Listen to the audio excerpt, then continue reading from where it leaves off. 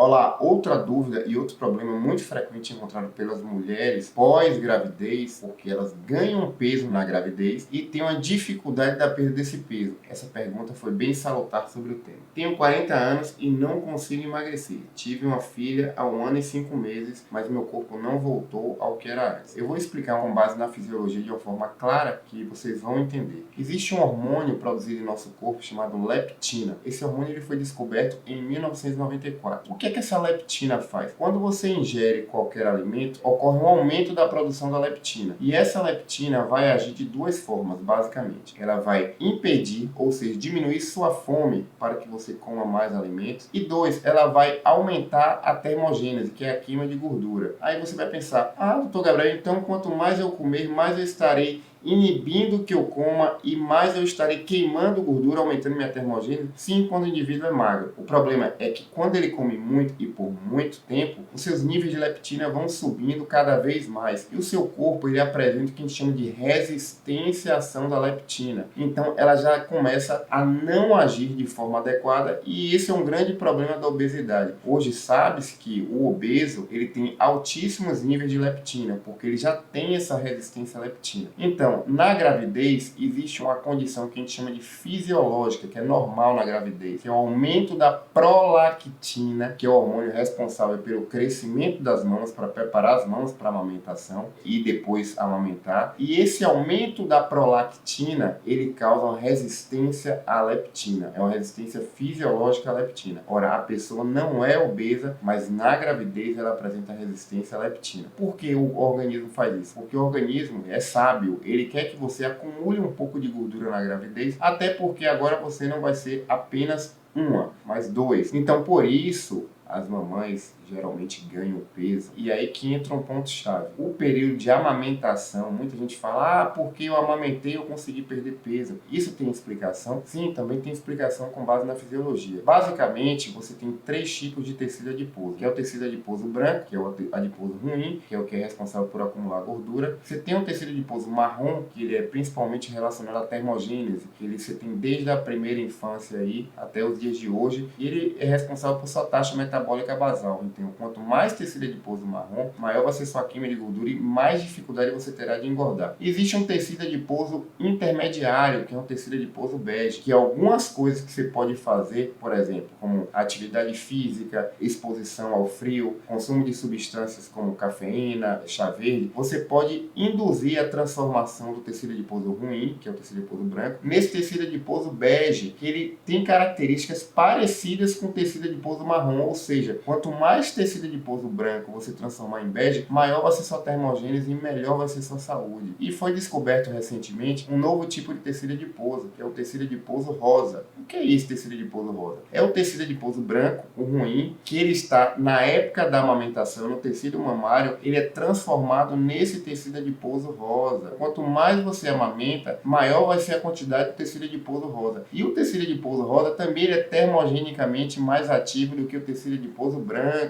Então, a amamentação em si aumenta a sua termogênese. E depois da amamentação, esse tecido adiposo rosa, ele vai virar o tecido adiposo bege. Então, você vai conseguir manter uma taxa metabólica alta por muito mais tempo. Então, para emagrecer nesses casos, o que é interessante, principalmente com o avançar da idade, é você fazer a amamentação por um período maior, e essa amamentação vai ter maior produção de tecido adiposo rosa, e aí você vai queimar mais gordura, e você vai ter que fazer algumas medidas para tirar você da zona de conforto, ou seja, a atividade física sempre vai mesclando atividades que variem, por exemplo, um dia você faz o HIIT, outro treino de força, outro um treino aeróbico mais intenso. A dieta deve também ser uma dieta não tão rica em gordura saturada, cortar o açúcar completamente, e você mesclar também entre uma restrição calórica, um jejum intermitente, ou você fazer o que a gente chama de jejum por 2 dias, por exemplo, você pega 2 dias da semana consecutivos e faz uma dieta de muito baixa caloria, tipo 600 a 700 calorias, seguido por os outros dias de dieta normal. Tudo isso aí você faz seu corpo sair da zona de conforto. E lógico que não é de uma hora para outra que você vai perder, entendeu? Ao entrar na sua rotina, você começa a ter o resultado. Não esquecendo de fazer uma avaliação da parte hormonal, porque à medida que vamos envelhecendo, vamos diminuindo nossos hormônios do perfil juvenil e vamos aumentando os nossos hormônios responsáveis por acumular gordura.